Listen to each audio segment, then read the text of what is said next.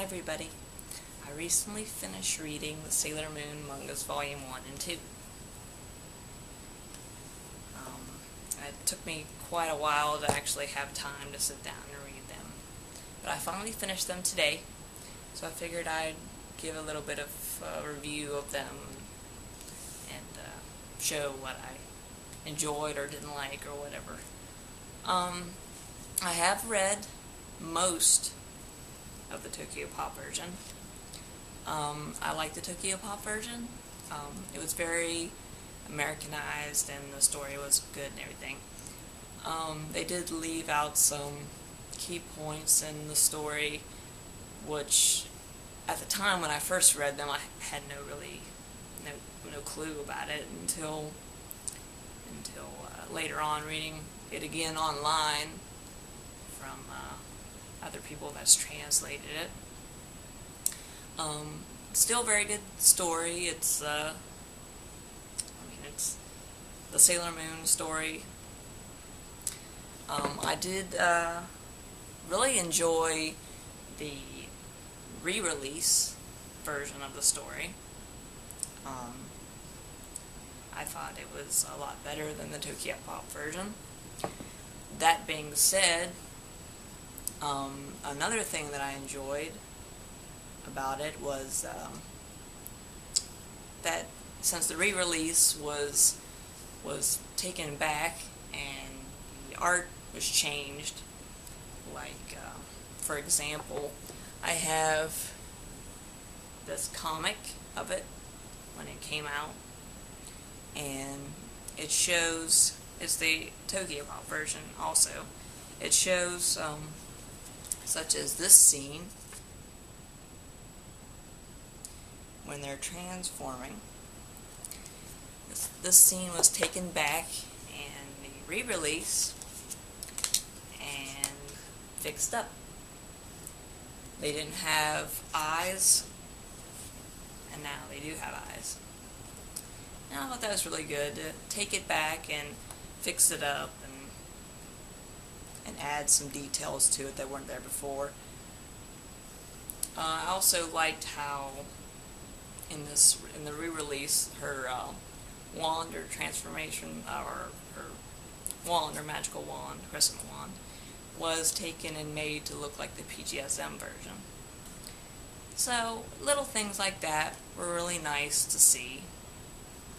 As far as this new translation, I know there's a lot of people that are like really supporting Sailor Moon just because it's Sailor Moon, and they love it.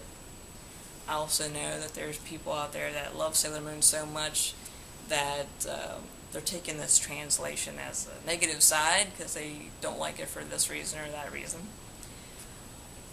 For me, I was shocked by a few different things, namely in the beginning of Sailor Moon, in the first volume, her speech. Her speech is guardian of beauty and justice. And as you read along, even in the first and then into the second volume, you see that she never says that again. It's back to being her original love and justice, which I thought was kind of odd. It seemed unnatural for her to say beauty and justice, but then for her never to say it again, it seemed kind of sloppy and unusual. I didn't much care for that. I thought that was kind of lazy on their part. Like, why would they have her say beauty and justice and then change it back to love and justice like we all remember? So that was kind of strange. I did find a few inconsistencies in the translation, like typos and such, and strange wording like everybody's been talking about. Above all, the honorifics, to me, really isn't that big of a problem. For somebody that's read only the Tokyo Pop and is now wanting to support the re-release, they might find a little strange to them. I really don't find it that big of a deal to me. It doesn't really affect the story any to me. I mean, you could skip right over it, like the Chan and the Sama and all that. skip right over it like it's not even there. Just pretend it's not even there. To me, that's usually what I do when I read manga. I don't really follow it because I don't understand it. That's the main point. I mean, you could take that as a negative, a positive, however you want to take it. But to me, it doesn't affect the story. I don't really care if it's there or not. I would prefer it not being there, because as Americans reading it, we really don't understand it, and unless they give some kind of direct information on it in the book, which they don't actually too much. I mean, they explain a little bit, but we really don't understand it. And unless we're actually going in and trying to learn Japanese ourselves, we really aren't going to really care if it's there or not, because we really aren't going to understand what it means. I mean, I think as a story and as a reference to if you enjoy Sailor Moon and you want to get into it, I highly recommend you buy it. I think it's still well done. I mean, they're with the honorifics and that, and the slight typos here and there, and those strange wording that really doesn't fit the character. I still enjoyed it. Once I started really reading over the first volume, I couldn't wait to read the second one. Even though I know how the story goes, I've read it before. But that's my love of Sailor Moon in a nutshell. I read a lot of other mangas, and the honorifics in that are a common thing today.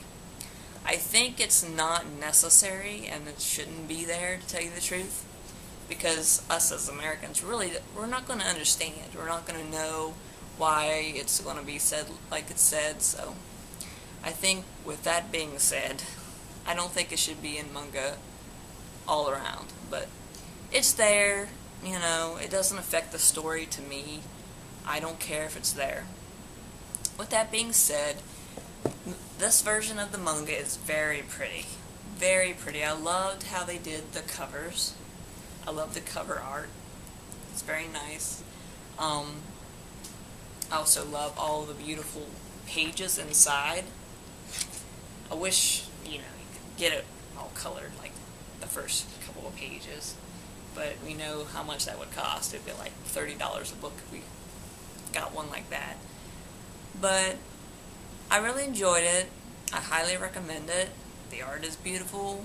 The story is amazing, like always. As far as the translation, it's got some pros and it's got some cons. But all around, I support Sailor Moon, and I enjoyed reading this. I haven't read the Sailor V ones all the way through yet, but as soon as I do, I'll have another review about them. But if you get a chance, read both versions. They're both good. I don't have all of them, but I have a lot more of the comic ones than I do of the pocket mix ones. So I really enjoyed it. Give it a chance, give the new release a chance, and give the Tokyo Pop version a chance. They're both very good. Alright, well, let me know what you think of my video. Give me some comments and likes, and I'll get around to the Sailor V review as soon as I get done reading them. Alright, thank you. Bye.